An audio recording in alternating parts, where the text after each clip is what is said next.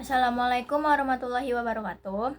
Halo semua, perkenalkan nama saya Queen Sarika Nugroho dari kelas 10 PMHP. Di sini saya akan menjelaskan tugas sejarah mengenai Kerajaan Melayu. Teman-teman tahu nggak apa itu Kerajaan Melayu? Nah, kerajaan ini adalah salah satu kerajaan maritim yang berperan penting dalam perdagangan di jalur Selat Malaka, serta menjadi pusat perkembangan budaya dan bahasa Melayu di Nusantara.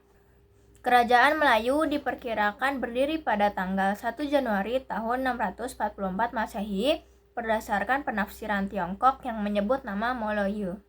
Secara umum, para sejarawan sepakat bahwa kerajaan ini berdiri pada abad ke-7 yaitu sekitar tahun 644 Masehi. Kerajaan Melayu berpusat di wilayah Sumatera bagian timur, tepatnya di daerah Jambi, terutama di sekitar Sungai Batanghari. Lokasinya sangat strategis karena berada di jalur perdagangan Selat Malaka. Beberapa raja yang memerintah kerajaan ini antara lain ada Raja Srijayanasa, Raja Darmasetu, dan yang cukup terkenal adalah Raja Maulibusana Warmadewa.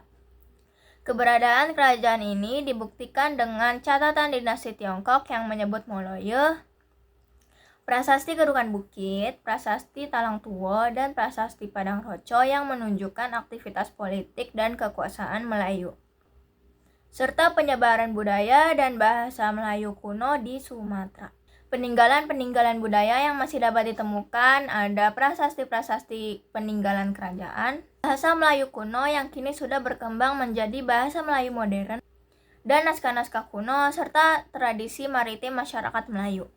Perekonomian kerajaan ini didukung oleh perdagangan di jalur Selat Malaka, pertanian dan perkebunan, pengumpulan hasil hutan, dan pelabuhan yang menjadi pusat keluar masuknya barang dagang dari India, Arab, maupun Cina. Kerajaan Melayu adalah kerajaan monarki yang dipimpin oleh raja dengan struktur raja sebagai pemegang kekuasaan tertinggi, para pejabat istana dan pembesar daerah, serta mendapat pengaruh kuat dari ajaran Hindu-Buddha dalam hukum. Sistem pertahanan kerajaan ini dilakukan melalui angkatan laut yang kuat untuk mengawasi sungai dan jalur perdagangan, kerjasama antar daerah dan pelabuhan, dan penempatan pasukan di titik strategis sepanjang Sungai Batanghari.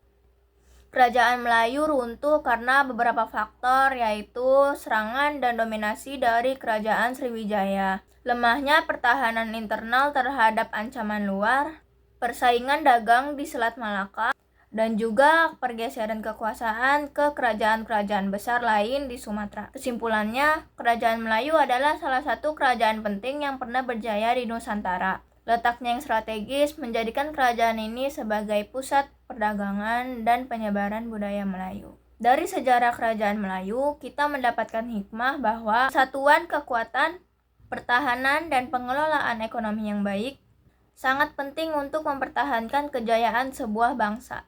Jadi, itulah penjelasan saya mengenai kerajaan Melayu. Semoga penjelasan tadi dapat membantu kita untuk memahami pentingnya sejarah dalam membangun identitas bangsa.